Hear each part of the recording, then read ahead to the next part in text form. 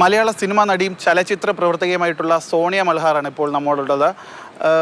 നേരത്തെ ഒരു ആരോപണം ഉന്നയിച്ചു, അതായത് ഒരു മലയാള സിനിമാ സെറ്റിൽ വെച്ച് ഒരു യുവനടൻ്റെ ഭാഗത്തു നിന്നും അതുപോലെ ഒരു ഹാസ്യ നടൻ്റെ ഭാഗത്തു നിന്നും മോശം അനുഭവം ഏറ്റുവാങ്ങേണ്ടി വന്നു. എന്തായിരുന്നു അത്? 2013 ഞാൻ ജൂനിയർ ആർട്ടിസ്റ്റായിട്ട് ജോയിൻ ചെയ്ത സമയമാണ്. അപ്പോൾ ശരിക്കും പറഞ്ഞാൽ ഇപ്പോഴത്തെ സൂപ്പർ താരങ്ങളിൽ കുറച്ച് ഏജല്ല, യുവനടന്മാരിൽ പെടുന്ന ഒരാൾ തന്നെയാണ്. അപ്പോൾ അദ്ദേഹത്തിൻ്റെ സിനിമ ആയതുകൊണ്ട് തന്നെ ഇവിടുന്ന് തൊടുപുഴ പോയി ചെറിയൊരു വേഷം ചെയ്യാനാണ്. ഒരു ഓഫീസ് സ്റ്റാഫായിട്ടാണ് ആ സിനിമയിൽ ഞാൻ ചെയ്തിരിക്കുന്നത്.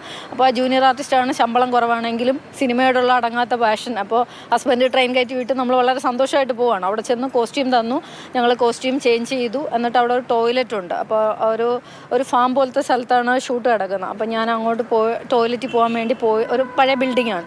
അപ്പോൾ പോയ സമയത്ത് പോയിട്ട് തിരിച്ചിങ്ങോട്ട് വരുന്ന മുറിയുടെ അവിടെ നിന്ന് ഇങ്ങോട്ട് വരുന്ന സമയത്ത് അപ്രതീക്ഷിതമായിട്ട് ശരിക്കും ഇങ്ങനെ ഹോൾഡ് ചെയ്തു.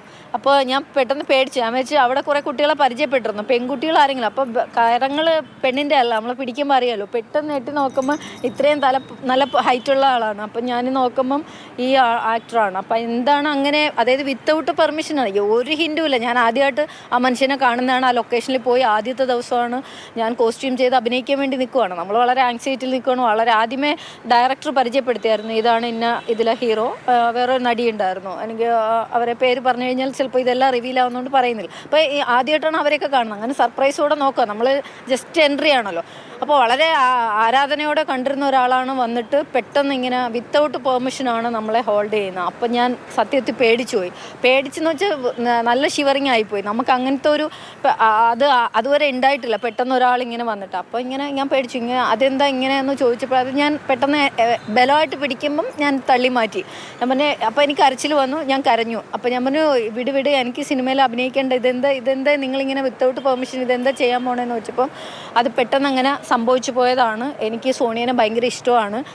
സോണിയ ഒത്തിരി കാര്യങ്ങൾ ചെയ്യുന്നുണ്ട്. അന്ന് സോഷ്യൽ വർക്കൊക്കെ ചെയ്യുന്നതുകൊണ്ട് കുറച്ച് ന്യൂസൊക്കെ വന്നിട്ടുണ്ടായിരുന്നു. അപ്പോൾ നിങ്ങൾ ഒരുപാട് നല്ല കാര്യം ചെയ്യുന്നുണ്ട്, എനിക്ക് ഭയങ്കര ഇഷ്ടമാണ്, ഞാൻ പൊന്നുപോലെ നോക്കിക്കോളാം. അവിടെ വെച്ചൊരു പ്രപ്പോസ് ചെയ്യുന്ന പോലെ ഒരു നിമിഷം കൊണ്ട് ഒരാൾക്ക് അങ്ങനെ ആവുമെന്ന് അറിയത്തില്ല. കാരണം ഇതിപ്പം ചാനലിലൊക്കെ വരുവാണെങ്കിൽ കമൻറ്റിൽ അടിയിൽ ആ നായകൻ ഇത്രയും ദാരിദ്ര്യം എന്നൊക്കെ ചോദിച്ച് കമൻറ്റ് ഇടായിരിക്കും. അത് കളിയാക്കി കമൻറ്റ് ഇടാനേ പറ്റുള്ളൂ. പക്ഷേ നമ്മളെപ്പോലെ ഒരാൾക്ക് ഇപ്പോൾ വന്നിട്ട് ഇതിങ്ങനെ വെറുതെ ഒരു ആരോപണം ഉന്നയിച്ച് ഷൈൻ ചെയ്യേണ്ട ആവശ്യമില്ല. മീഡിയ അറ്റൻഷൻ അത്യാവശ്യം കിട്ടിയ ആളാണ്. അപ്പോൾ അതുകൊണ്ട് അറ്റൻഷന് വേണ്ടിയിട്ടൊക്കെ ഇപ്പോൾ നാളെ ഇപ്പോൾ പല കാര്യങ്ങളും പറയാം, എനിക്ക് അങ്ങനെ ഒരു അറ്റൻഷൻ്റെ ആവശ്യമില്ല. പിന്നെ ഇപ്പോഴെന്ന് പറയുന്നത് നമ്മൾ ഈ തുറന്ന് പറഞ്ഞത് ഇനി ആളുകൾക്കൊരു ഭയം ഉണ്ടാവണം. പെൺകുട്ടികൾ അങ്ങനെ ഈസി ആയിട്ട് ഇതിനെല്ലാം കിട്ടും എന്നുള്ളൊരു ധാരണ മാറ്റണം. അന്ന് അങ്ങനെ കയറി പിടിച്ച സമയത്ത് ഞാൻ പറഞ്ഞു എനിക്ക് ഭയങ്കര ബുദ്ധിമുട്ടാവുന്നു എന്ന് പറഞ്ഞു. പിന്നെ അന്ന് ഉച്ചയ്ക്ക് തന്നെ ആ സമയത്ത് എന്നെ വിട്ടിട്ട് അങ്ങ് ഇതാക്കി. പിന്നെ ഉച്ചയ്ക്ക് നമ്പർ അവിടെ നിന്ന് പ്രൊഡക്ഷനിൽ നിന്ന് അങ്ങോട്ടാണ് സെറ്റ് ചെയ്തത്. എൻ്റെ അടുത്ത് ചോദിച്ചിരുന്നു, ഞാൻ കൊടുത്തില്ല. എനിക്ക് പേടി, ഇത്രയും വലിയ നടനായിട്ടും എന്തിങ്ങനെ സംഭവിച്ചു എന്നുള്ളൊരു ഭയപ്പാട് എൻ്റെ മനസ്സിൽ അത്ര ധൈര്യമില്ല, ഇപ്പോൾ കാണുന്ന ധൈര്യം ഇല്ലായിരുന്നു ആ സമയത്ത്. അപ്പോൾ പേടിച്ചു. അപ്പോൾ ആ സമയത്ത് ഹസ്ബൻഡിനോട് പറഞ്ഞില്ല. വീട്ടിൽ വന്നപ്പം ഞാൻ പറഞ്ഞു, ഇങ്ങനെ ഇത്രയും വലിയ നടനാണ്, ഇങ്ങനെ കയറി പിടിച്ചു. അപ്പോൾ അങ്ങനെ ഇതാക്കി, വേറൊന്നും ചെയ്തില്ല, ചെയ്യാൻ ഞാൻ സമ്മതിച്ചില്ല, ഇങ്ങനെ പിടിച്ച് തള്ളി വിട്ടു എന്ന് പറഞ്ഞു. അപ്പോൾ മനോട്ടം പറഞ്ഞു, വിഷമിക്കേണ്ട, അങ്ങനെയാണെങ്കിൽ മോക്ക് ഇഷ്ടമില്ലെങ്കിൽ ഇനി അഭിനയിക്കാൻ പോകണ്ടെന്ന് പറഞ്ഞു. അത് നമ്മൾ കുറേ ദിവസം ഇങ്ങനെ മനസ്സിലുണ്ടായിരുന്നു, എന്തുകൊണ്ടാണ്. പിന്നീട് എന്നോട് സോറി പറഞ്ഞു. അന്ന് രാത്രിയോ ഞാൻ ലൊക്കേഷനിൽ നിന്ന് എല്ലാവരും 4 ദിവസം എന്തോ ഷൂട്ടുണ്ടായിരുന്നു, കഴിഞ്ഞ് തൊടുപുഴയായിരുന്നു. തൊടുപുഴയിൽ നിന്ന് തിരുവനന്തപുരത്ത് വന്ന സമയത്ത് എനിക്ക് മെസ്സേജ് ഇട്ടു, ഐ എം വെരി സോറി, ആ സമയത്ത് അങ്ങനെ നിങ്ങളോടുള്ള ഒരു ഇതിൽ തോന്നിയതാണ് എന്ന് പറഞ്ഞു. പിന്നെ മാപ്പ് പറഞ്ഞു. ഞങ്ങൾ ഇപ്പോൾ സുഹൃത്തുക്കൾ, മീൻസ് അത്യാവശ്യ കാര്യങ്ങൾക്ക് സോഷ്യൽ സർവീസുമായിട്ട് ബന്ധപ്പെട്ട കാര്യങ്ങൾക്ക് എന്തെങ്കിലും കാര്യങ്ങൾ കമ്മ്യൂണിക്കേറ്റ് ചെയ്യും. എനിക്ക് ആ വ്യക്തിയോട് പേഴ്സണലി ഇപ്പോൾ ഒരു ഗ്രഡ്ജോ കാര്യങ്ങളോ ആ സമയത്ത് ഭയന്നു, അത് പറഞ്ഞു, മാപ്പ് പറഞ്ഞുകൊണ്ട് നമ്മളൊരു എക്സ്ക്യൂസിൽ വിട്ടു. പക്ഷേ എന്നെപ്പോലൊരാൾക്ക് ഈ സംഭവങ്ങൾ ഇപ്പോൾ ഓരോ പെൺകുട്ടികൾ വന്ന് പീഡിപ്പിച്ചത് എണ്ണി പറയുമ്പോൾ നമുക്കുണ്ടായ അനുഭവങ്ങൾ ഇങ്ങനെ ആയിരുന്നു എന്നുള്ളത് അത് വീണ്ടും ഓർത്തെടുക്കുകയാണ്. അത് പറയാനുള്ളൊരു കാര്യം എന്താ വെച്ചാൽ എൻ്റെ അച്ഛനും അമ്മയോട് ഉൾപ്പെടെ ഞാൻ പറഞ്ഞിട്ടാണ് ഈ ഇൻ്റർവ്യൂ കൊടുക്കാൻ വരുന്നത്. എൻ്റെ മൂത്ത സഹോദരനോട് ഞാൻ പറഞ്ഞു. കാരണം നമ്മൾ പറയുന്നത് ഇനി വരുന്നൊരു തലമുറയ്ക്കാണ്, സൊസൈറ്റിക്കാണ്. ഇപ്പോൾ ഒരു ക്ലെൻസിങ് നടന്നില്ലെങ്കിൽ ഇനി ഒരിക്കലും നടക്കാൻ പോകുന്നില്ല.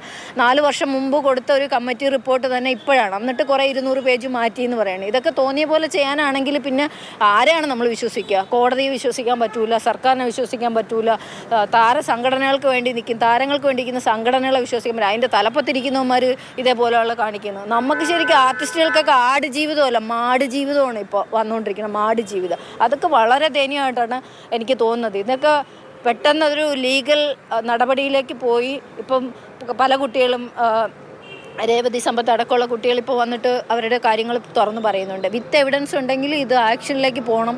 ഇപ്പോൾ സിദ്ദീഖ് സാറിനെതിരെ ഗുരുതര ആരോപണം വന്നു, രഞ്ജിത്ത് സാറ്. അപ്പോൾ ഇങ്ങനെയൊക്കെ വന്നിട്ടുണ്ടെങ്കിൽ ഉറപ്പായിട്ട് അവർ മറ്റുള്ള ആളുകൾ പൊളിറ്റിക്സോ അവരുടെ ഫ്രണ്ട്ഷിപ്പോ നോക്കാതെ ഇതിന് അടിയന്തരമായിട്ട് നടപടി ഉണ്ടാവണം. എങ്കിൽ മാത്രമേ കലയെന്ന് പറയുന്ന അത്രയും വലിയൊരു ഒരു ഏരിയ ആണ്. ഒരുപാട് ആളുകൾ സന്തോഷിക്കാനും അവരുടെ ജീവിതമാണ്, എത്രയോ ആളുകളുടെ പ്രയത്നമാണ് ഒരു സിനിമയെന്ന് പറയുന്നത്. അപ്പോൾ ഒരാൾ കാരണം അതിനകത്തൊരു പ്രശ്നം വരുമ്പോൾ ഒരുപാട് ആളുകളെ ബാധിക്കുന്നതാണ്. നമ്മൾ കലാകാരികൾക്ക് സന്തോഷത്തോടെ സമാധാനത്തോടെ ഫ്രീഡത്തിൽ പോയി വർക്ക് ചെയ്ത് വീട്ടിൽ പോകാൻ പറ്റണം. ഒരുത്തനെയും പേടിച്ചിട്ട് നമ്മൾ അഭിനയം മതിയാക്കി പോയ ഒരാളാണ്. അഭിനയം മതിയാക്കി എന്ന് പറയാൻ പറ്റില്ല. എനിക്ക് കംഫർട്ടാവുന്ന സ്ഥലങ്ങളിൽ ഒരു ക്യാരക്ടർ പറയുമ്പോൾ തന്നെ ഞാൻ ചോദിക്കും, എനിക്ക് വേറെ ആർക്കും പാവിരിക്കാൻ പറ്റൂല, എനിക്ക് അഭിനയിക്കുന്നതിന് മാത്രം റെമ്യൂണറേഷൻ തന്നാൽ മതി എന്ന് പറഞ്ഞിട്ട് ഉള്ള കൊച്ചു കൊച്ചു സിനിമകൾ ഞാൻ ചെയ്തിട്ടുള്ളൊരു 8 പടം 8 പടങ്ങളിൽ. എന്നെ വലിയ ആളുകൾക്ക് ആർക്കും അറിയത്തില്ല. എല്ലാവരും നമ്പർ കാര്യങ്ങളുണ്ട്. ആവശ്യങ്ങൾക്ക് എന്തെങ്കിലും പബ്ലിക്കിന് ആവശ്യമുണ്ടെങ്കിൽ ഞാൻ കോൺടാക്ട് ചെയ്യും. അല്ലാതെ ആരോടും ചാൻസ് വെച്ച് പോകില്ല. കാരണം എനിക്ക് പേടിയുള്ളത് കൊണ്ട് തന്നെ എനിക്ക് കംഫർട്ടാവുന്ന 8 സിനിമകളിലാണ് ഞാൻ ചെയ്തത്. ഇപ്പോൾ ലാസ്റ്റ് ഷാജി കൈലാസ് സാറിൻ്റെ മകൻ നായകനാകുന്ന ഒരു പടത്തിൽ ഗാങ്സ് ഓഫ് സുകുമാരക്കുറുപ്പ് അടുത്ത മാസം 13-ാം തീയതി ലൊക്കേഷനാണ്. ചെറിയ വേഷമാണ്, പക്ഷേ കംഫർട്ടാണ്. നമ്മൾ പോയി ഡയറക്ടർ ഷെബി ചൗക്കത്ത് പുള്ളി നമുക്ക് ഒരു ലൊക്കേഷൻ നമുക്ക് പ്രശ്നമില്ലെങ്കിൽ സുഖമായിട്ട് പോയി അഭിനയിച്ചിട്ട് വരാം. അപ്പോൾ എന്നെ ഒതുക്കിയതാണെന്ന് എനിക്ക് നല്ല ബോധ്യമുണ്ട്. ഞാൻ മറുപടി പറഞ്ഞ ആളുകളൊക്കെ എനിക്കെതിരെ തിരിയുന്നതാണ്. പല സംവിധായകരടുത്തും നോ പറഞ്ഞതിൻ്റെ പേരിൽ ഞാൻ മോശക്കാരിയാണ് എന്ന് പറഞ്ഞ് ഒതുക്കിയിട്ടുണ്ട്. ഈ ഒരു മലയാളത്തിലെ സൂപ്പർ സ്റ്റാർ ആണെന്ന് പറയുന്ന നടനെതിരെ അന്ന് പരാതി എവിടെയെങ്കിലും കൊടുത്തിട്ടുണ്ടായിരുന്നു? ഇല്ല, ഞാൻ ഹസ്ബൻഡിനോട് പറഞ്ഞപ്പോഴത്തേക്ക് പിന്നെ നമ്മൾ പരാതിയായിട്ട് അന്ന് ഇങ്ങനെ ഒരു ഇതില്ലല്ലോ. നമ്മൾക്ക് ഇൻഡസ്ട്രി വന്നിട്ട് ഇതൊക്കെ എങ്ങനെ ആൾക്കാർ എടുക്കും, അല്ലെങ്കിൽ ഒരാൾക്കെതിരെ പോരാടാനുള്ള ആ ഒരു സമയത്ത് അങ്ങനെ പറ്റിയില്ല. പിന്നെ പറ്റാത്തത് എൻ്റെ ഹസ്ബൻഡ് ക്യാൻസറായി, അദ്ദേഹം മരണപ്പെടുകയൊക്കെ ചെയ്തു. അപ്പം അതിൻ്റെ കുറേ ട്രോമയിലും കാര്യങ്ങളൊക്കെ പോയതുകൊണ്ട് ഞാനൊരു കേസുമായിട്ട്, എൻ്റെ കുടുംബത്തിൽ കുറേ പ്രശ്നങ്ങളുള്ള ആളാണ്. അപ്പോൾ അതെല്ലാം ഞാൻ തനിയെ ഫൈറ്റ് ചെയ്ത് പോകുന്ന ഒരാളാണ്. അപ്പോൾ അതുകൊണ്ട് എനിക്ക് വേറെ ഒന്നിനും സാധിച്ചിട്ടില്ല.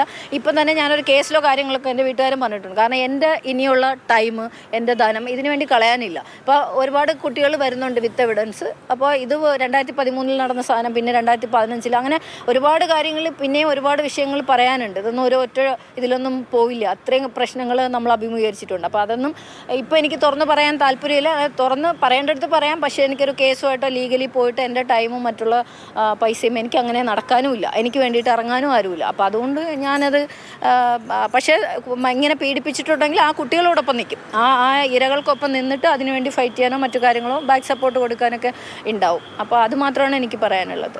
ഈ 2013 ഇന്ന് മലയാള സിനിമയിലെ സൂപ്പർ സ്റ്റാർ ആയിട്ടുള്ള ഒരു യുവനടൻ്റെ ഭാഗത്ത് നിന്ന് ഗുരുതരമായ വീഴ്ചയാണ് സോണിയ മൽഹാറിന് നേരെ ഉണ്ടായിരിക്കുന്നത്.